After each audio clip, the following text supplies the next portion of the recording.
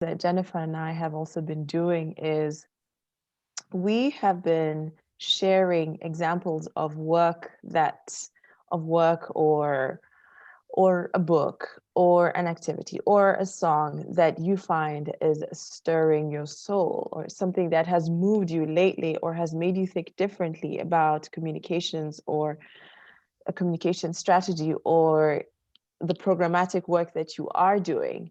So we're inviting you to share onto this growing repertoire of soul stirring activities. And I'm just going to share the link. It's a Google Doc. I'm just going to share the link on the chat so that you can also have a look at um, previous information or previous stuff that has been shared that is soul stirring. And we welcome you to continue helping us build this library so that it can be a place that we come to when we need, just a shift in mindset or just a mood changer as well. Yeah. Um, yeah, so I welcome you to introduce yourselves in the chat. Please let us know where you are in the world, who you are, and what is a piece of writing or art or performance or music that has recently stirred your soul, you know? You can share that with us also in the chat. So you don't have to directly go to the Google Doc, but you can also just share it with us directly on the chat. Yeah. So what we're doing with these monthly sessions that Jennifer and I have been doing for the last, it's actually been over 6 months now. Yeah. We're building a community here with you, and we want to connect with one another where we all feel supported, in this process of ushering narrative change in the sector. We know that it can be a lonely process, and it's also difficult to sort of seed the change in structures which have not necessarily changed. But through this community, we want you to feel supported, knowing that there are people out there who are also interested in bringing about that shift in the global narratives, from one of charity to solidarity. And so a little bit more on today's session. We've had some incredible speakers in the last 6 months, and we decided that it's now time to process some of what we've been listening to and what we've learned together. And it doesn't matter even if you haven't been attending the previous sessions, you're still very welcome to do this because, we're all more or less aware of the issues that we're facing in the sector and the narrative change that we want to see happen. And that is absolutely enough to get you started. So we believe in igniting our creativity as part of bringing about the narrative change. And it requires more of us as communications to take the bigger creative risks. So we want to go a little deeper on one of the calls to action that we got last month from our guests. So last month we had Sarus Munariz Awad and Alejandra Enriquez Cuervo from the Urgent Action Fund in Latin America. And they talked about what it means to put care at the center of their communications. And Jennifer's just going to upload a slide on the discussion that we had with Sarus and Alejandra. And one of the calls to action that stood out for us um, is, in the face of urgency, stay calm. So, in the face of urgency, stay calm. And what Jennifer and I have realized, in our preparation for this session today, is that one of the obstacles that we face in our organizations is this constant cycle of urgency that actually crowds the space for creativity. So urgency is surrounding us, and we know that lasting transformative change actually takes time. So today, we want to create and offer this opportunity for creative exploration, so that, you all feel you have the permission to just let your mind wander. to look at this issue of urgency from a different perspective, you know, to look at the slides and just allow your creativity to flow. Yeah. And just remember as well that making art, you know, requires us to sort of stretch our minds a little bit. And it also, in the process, it prepares us for taking risks and for embracing new experiences. It also acknowledges our broken, idealistic hearts, you know, our confusion, our loss, while all the while just grounding us in what is possible, you know, right here in our own bodies with our own hands, feet, and minds. So today we invite you to accompany and generously witness each other's creative process. And just remember that in trusting the process, we learn to show up with a quality of non-judgment, and we also learn to embody what we know to be true, you know? And in witnessing this, we basically reinforce the value of the community that we're building here. So let's notice and navigate the tension between having to get things done at work and the real need for more playfulness and joy in our comms work, you know? So we're inviting you to just think for a moment, what will happen if we don't take ourselves so seriously all the time? What will happen? And this is that opportunity to just test this out and see what can happen when we don't take ourselves so seriously. Yeah, and I'm going to hand over to Jennifer to explain our exciting activity that we have planned for you. Yeah. Awesome. Thanks for that beautiful introduction, Joanne, and thanks to all of you for just showing up and saying yes to playing today. You know, so much when we get on these Zoom calls or we're listening to webinars, our brains are wandering. We're not totally paying attention the whole time. Let's not pretend. Um, oh, Wendy, you are. Oh, well, you're better than us.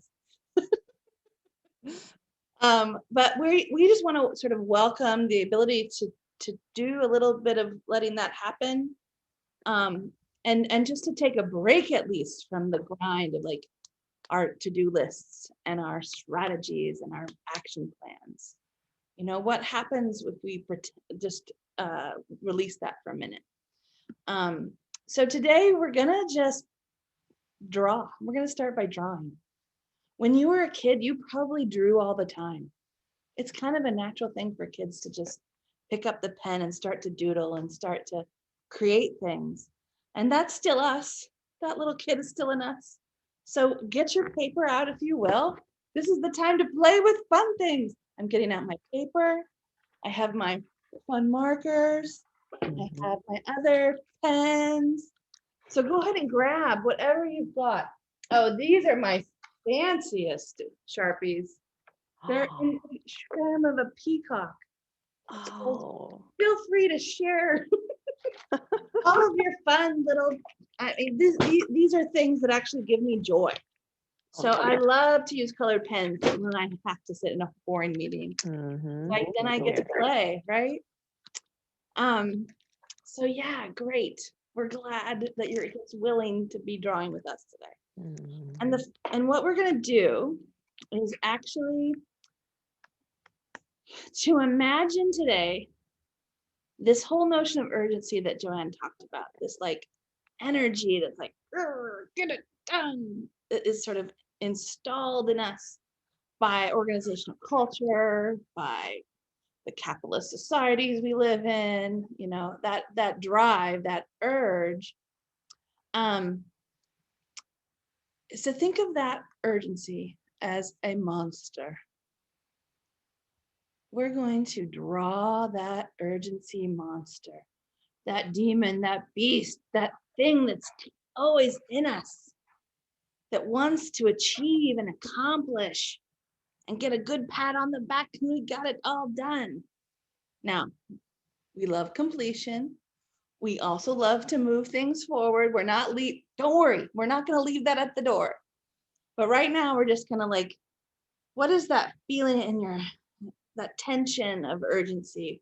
If that were a monster, what would it look like? So we're going to give you about 5 minutes to draw the monster. The time will go fast, but you're not going to create a masterpiece in that time. Maybe you will. Maybe you are. Maybe we have like secret Picassos and Degas and all kinds of artists with us. But really, you're trying to capture those emotions that urgency brings up for you in the workplace. Okay. So I'm gonna read you some poems about monsters as you draw your monster today. All right. The first poem is called "The Quiet Animal" by Julia Cameron. Oh, quiet animal, sleeping. What dreams lie within your cells? What ages brought you here through coal and ice? Eye twitch, lip curl, blood dreams again. Blood is always dreaming, scheming to move us forward and take us back. Dreaming the dark places, caves, and backs of stars. Your ivory bones are the tusks of time, who eats with all our mouths. That crescent moon, it's just a bone thrown beyond our reach. The stars at night were somebody's baby teeth. The blood remembers what the mind forgets. The soul is a quiet animal, given less to thought than memory, more to dreams than plan. The soul owes more to half-remembered gods than waking life as man.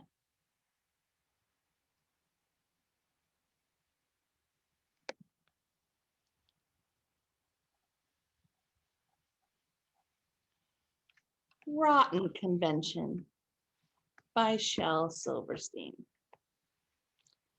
They had a rotten convention and everyone was there. Hamburger face and gruesome grace and the skull with the slimy hair. There was Mr. Mudd and the creepin' crud and the drooler and belchin' Bob. There was three-headed Ann. She was holding hands with the whimpering, simpering slob. The unpronounceable name, he came, and so did Saw-Nose Dan, and Poopin' Pete, and Smelly Feet, and the half-invisible man. There was sudden death and sweat sock breath, big barf and deadly bore, and Killin' Dillon and other villains we'd never seen before. And we all sat around and told bad tales of the rottenest monsters we knew. And everybody there kept asking, where were you?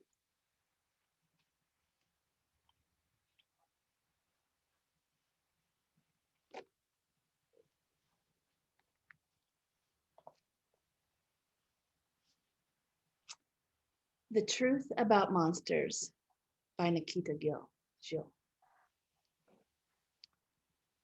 The truth is this: every monster you have ever met or will ever meet was once a human being with a soul that was as soft and light as silk.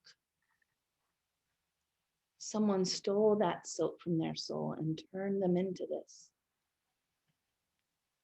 So when you see a monster next, always remember, do not fear the thing before you, fear the thing that created it instead.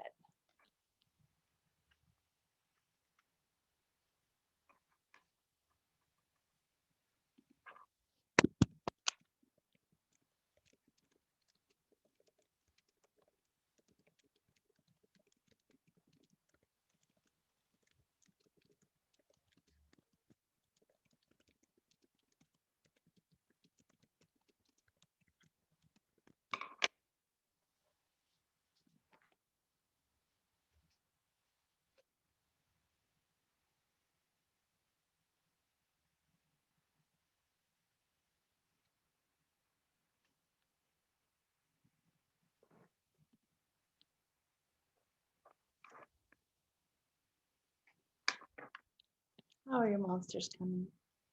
Do you need a little more time?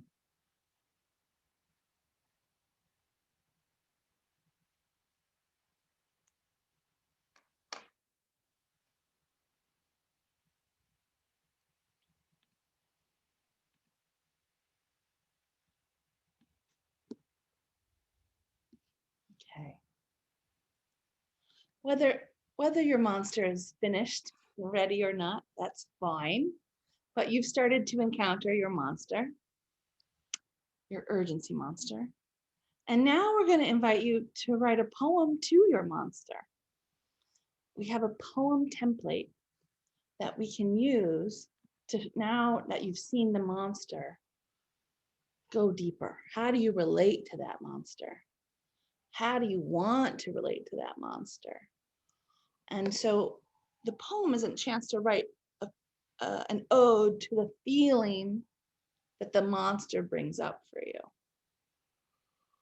When it comes to the monster, what is most present for you?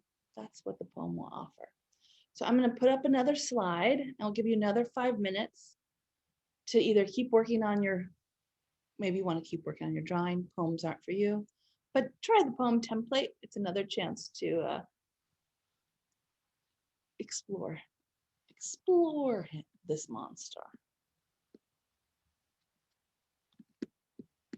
Hold on one second. Go.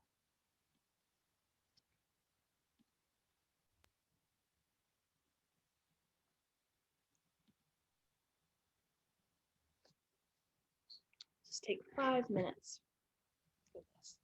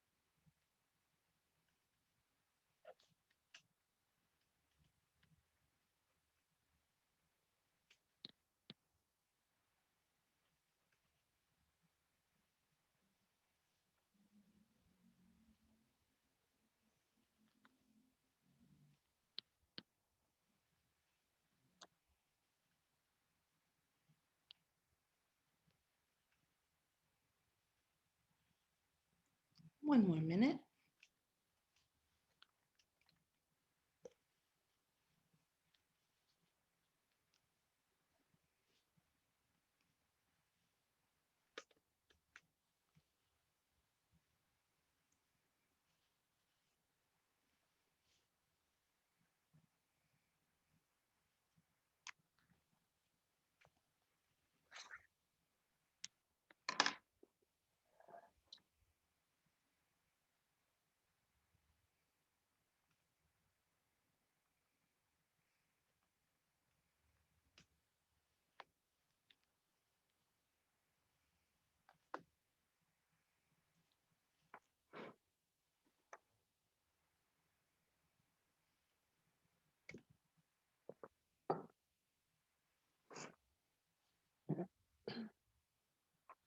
Okay, go ahead and wrap up whatever you're writing or drawing.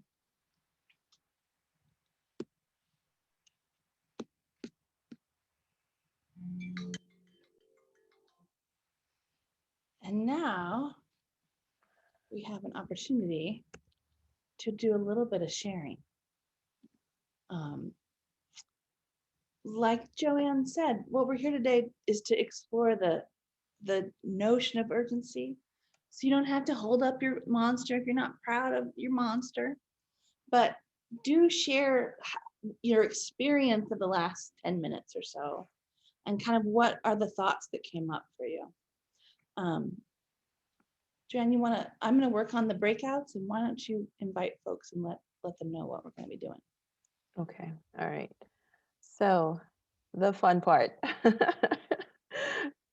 So what Jennifer is going to do in the background is divide us into different, into small groups, and it's an opt-in arrangement. So if you have any objections to that, just again, you can send us a message on the side.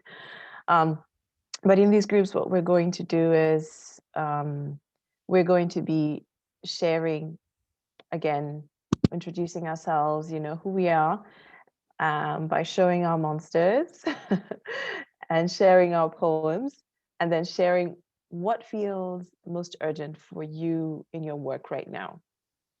You know, is time pressure a problem in your organization? And if so, how is it affecting your work?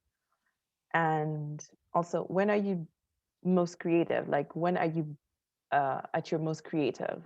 What do you need in terms of even conditions, so that you can actually, you know, be your best creative self? Yeah. So we're going to be going into the groups shortly. Yeah.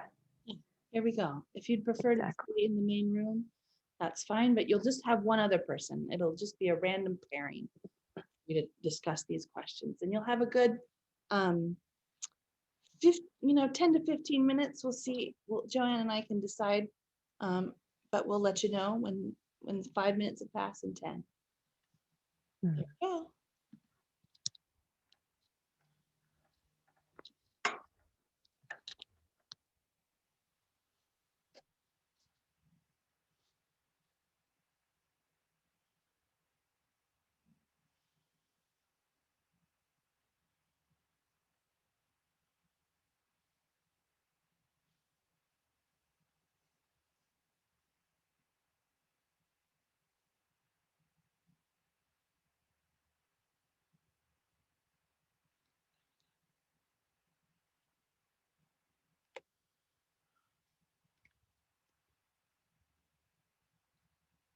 Hi, Danny.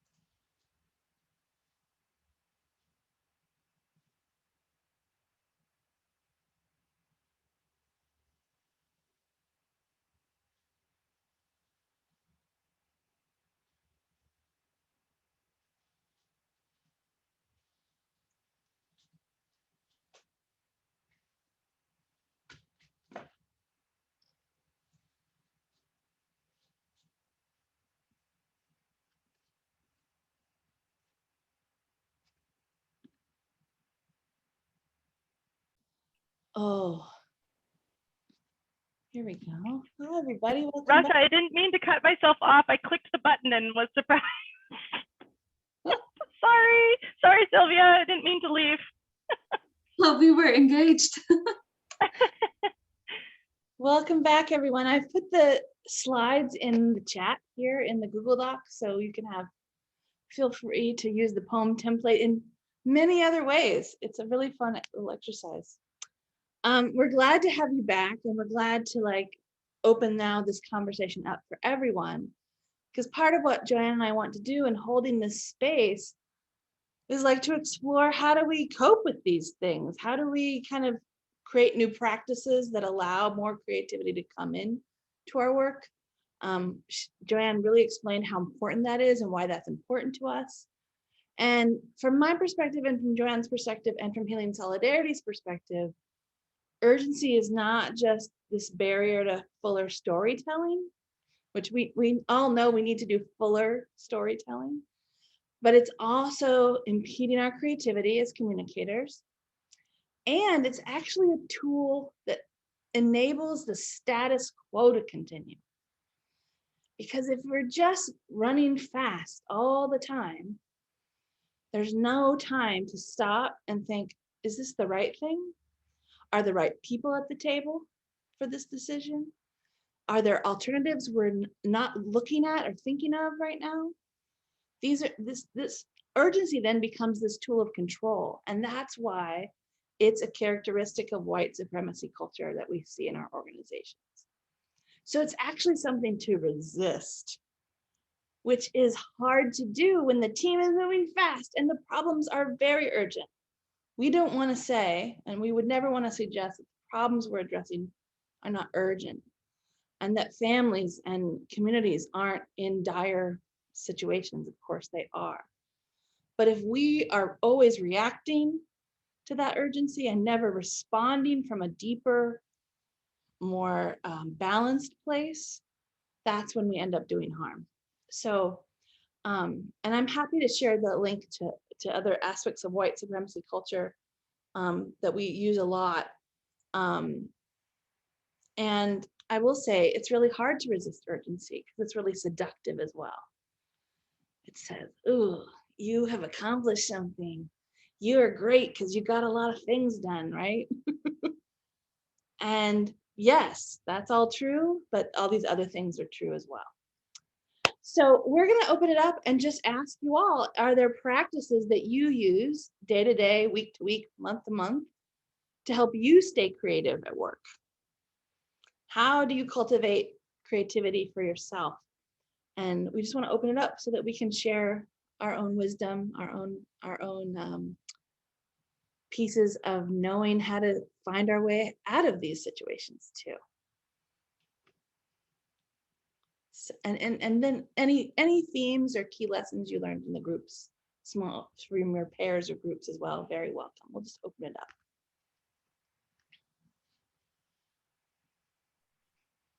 I just wanted to say, in our group, we were brave enough to share our pictures, and we were so surprised how similar they were. They all had some element of swirl and closing in, some sort of constriction or something, and all of us looked and were like, oh yeah, you too. Which was really a neat surprise. Wow. Would you guys be brave enough to show all of us? Togetherness makes us brave. Wow. It's true. Oh, wow. So much swirl. Amazing. Amazing. Yeah. Anybody else from the group want to share? I will. It was interesting because my partner had actually drawn exactly what was in my head, much better than I had managed to execute my own drawing. So I've never met Roxanne Ward before, but somehow she's in my brain. It was quite interesting. She showed me her picture and that was what I meant to do, but somehow didn't manage. So, top marks to Roxanne. And in terms of strategies, we were also discussing how what keeps us creative is connection with other people, bouncing ideas off of other people, doing it casually, you know, mentioning it over a coffee or on your walk to lunch or at lunch over a glass of wine even. And that's been taken away from us over the last year. Both of us are in places where we've been working from home, and those usual connections and people and feelings and emotions, you know, it's gone. Now we're all in little Zoom boxes trying to connect with each other, and it's tough. What would my strategy be? I don't know. I guess try to be a bit more casual and informal on Zoom, and maybe sometimes just have a regular chat without an agenda about we need to get this done and this done. What if we just had an hour of this, for instance, you know? So thank you. That's what you wanted us to get to by the end of this hour. I'm sure probably I'm just working this out in my head. Very clever. Time without an agenda is such a luxury, right? It's so amazing. But I hear you. Our creativity is often expressed. Artists don't just sit alone in their studios and make these great things. They're living, they're in life, they're with their community. Doesn't come, you know, inspiration comes from here, but it comes from all around here too, which makes that collaboration really important. Thanks, Wendy. Non-agenda time. I'm definitely going to think about that some more. Who else? I can go, and then Tarisai will jump in as well. But one of the things we talked about is the time.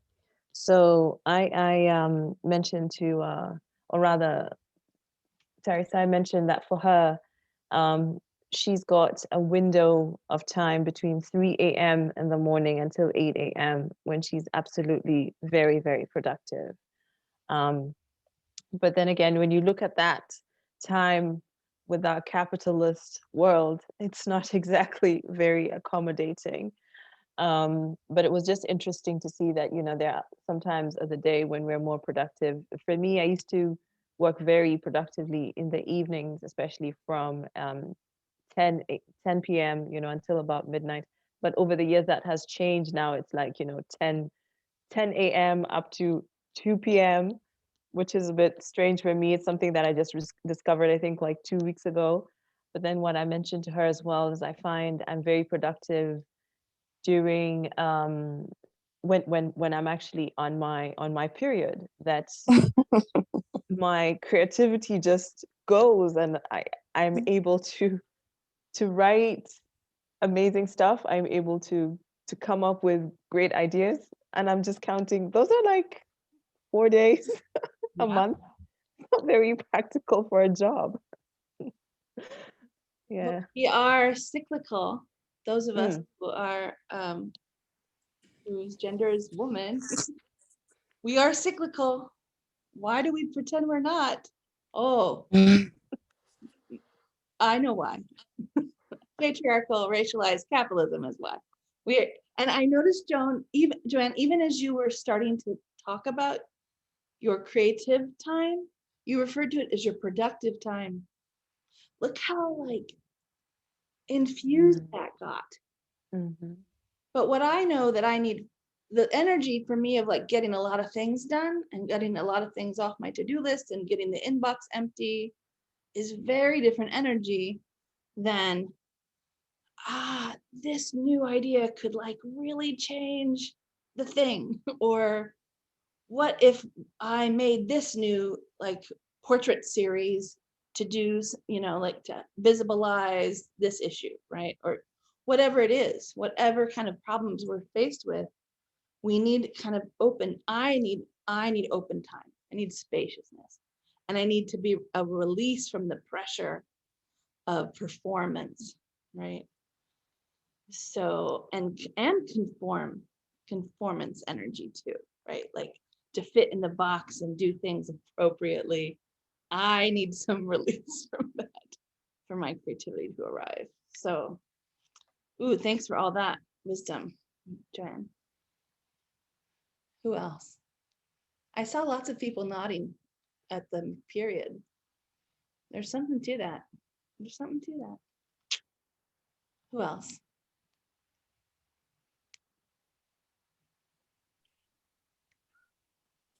I've been noticing my self-talk actually, and maybe I don't know that this is so much a strategy, but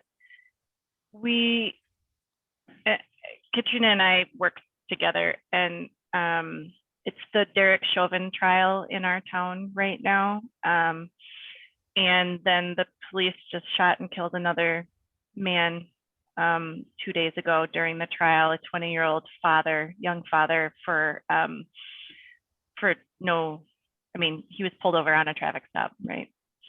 And so the pain and the trauma in our town is just really palpable right now. And it has made it really, frankly, very hard to work or do anything the last couple of days. Yeah, and what I noticed was that my language about that is, I feel so useless today, or I am useless today. And the undercuttingness to sort of express like I can't do anything, but then instead of just saying that, it like somehow then my value as a human just like got erased, right? And it's like, oh, wow, that is the language I use to talk to myself when I'm not producing.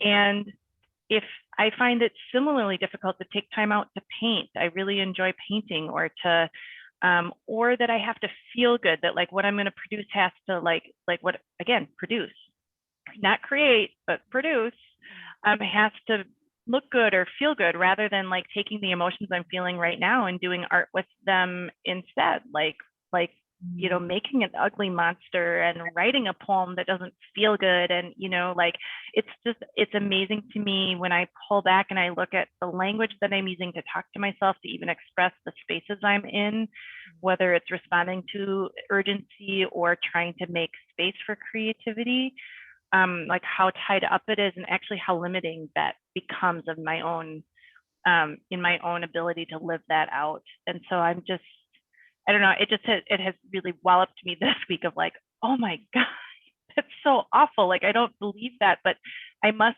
somewhere, because it's the chatter that's in my head. And it is definitely a barrier to me being able to spend more time in creativity and nourishment in that way. Yeah. Creativity is also a place for our emotions to find an outlet. And if you look at the issues we're addressing, whether it be, you know, women's rights in Bangladesh, or food security in Tanzania, these are very painful experiences. And how do we do justice to the people whose stories these are? How do we create something that holds their reality? That's kind of now what we're challenged to do as organizations, is to not just also like say, give us money, but to also help people understand the roots of the problems, why these things are happening, and then what feasible actions we can all be a part of to support that change. And that needs a lot of creativity. It's not as simple as a good fundraising appeal. It's just not, right? What I want to like leave us on. I realize we're coming to the end. It goes so fast this hour every month. We will stay on for a few more minutes afterwards, but we just want to acknowledge and thank folks who have to leave, but we usually keep the conversation going a bit longer. I wanted to, before those folks have to leave, I have a question for us to also think about. How do we relate to urgency? And one of these questions for me is like, what could happen differently if we gave ourselves enough time? If we stepped out of the project cycle, if we deprioritized making sure the funder got their report before the community got their consultation, like whatever that is, what would happen if we had enough time? What would be different in our sector? Just open that up as well. Feel free to comment on that or anything else. Thanks, Jennifer. It's Tarisai. I'll just touch a bit on the issue around creativity. And for me, what has really worked for me is being really open-minded and also really allowing myself to be exposed to new ways of working, new technologies, new markets, new everything. And it's something that is happening to me in my current job at the Global Fund, where I'm really exposed to new ways of working and allowing myself to learn, and especially being open-minded. It has really helped me in being creative. Then coming to the issue about time, what is it that we consider as enough time? Because I feel like sometimes when you're just given the leeway to say, okay, work on this without really like specific time frames, to some extent, then some work can also be dragged forever. So we also need somehow some sort of clarity on what we define or our understanding as enough time. Thanks, Tatasai. Yeah, very important. For me, this question comes from knowing that if we're always running too fast, there's some things that aren't happening, right? Like I'm gonna read a little poem that I wrote about just imagining more, I guess, more time than we have. Maybe that's a better phrase, but when there's not enough time, we value structures more than relationships. When there's not enough time, we rely on hierarchical or positional power rather than focused on building collective power. We obsess with scale rather than context or depth. We have meetings to get things done, not dialogues to gain clarity on how and why. We spend our energy searching for what works rather than exploring what's possible. Experimentation and reflection is rushed, if it happens at all. We rely on our assumptions and hegemonic ideas rather than getting curious about people's own lives. We can't afford the luxury of simply getting to know each other, let alone trust each other if we're running so fast. We don't connect the personal to the political and the professional. We default to power over rather than spend the effort to build an ethic of care. We strain to influence those in power rather than listening to those who've had to build the survival skills to get around the systems for generations. So like, for me, it's a question of how do we turn that around? How do we create more time for the things that really, really matter? The real why of what we do. And it means slowing down sometimes. And it means we sometimes then have to be the ones putting on the brake, which is so hard, especially when we're in a group and we're not the boss. And we have to say, this timeline is just not realistic. This timeline is going to shortchange like real ability to have a dialogue about what's important. And then we rely on assumption. And in my family, we have a saying, when you assume, you make an ass out of you and me. So let's not rely on our assumptions. Let's be in conversation. Yeah, thanks, Tarsai. I hear you. We don't want it to go on forever, but like, how do we prioritize the good things is the important things is also a question for me. Yeah, Roxanne or Joelle or Sylvia, Rasha, anything to add? I could just add something that's a bit more tangible example of what you were just saying. And it's just really interesting that I was listening to a UK government hearing this morning as part of my role.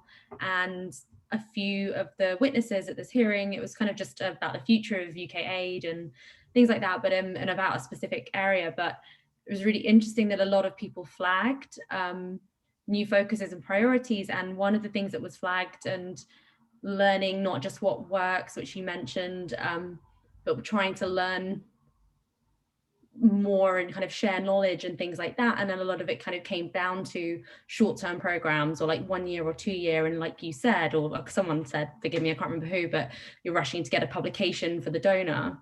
You're not actually tracking the impact, or you're looking at the outcome of the program. You're not looking at the impact long-term.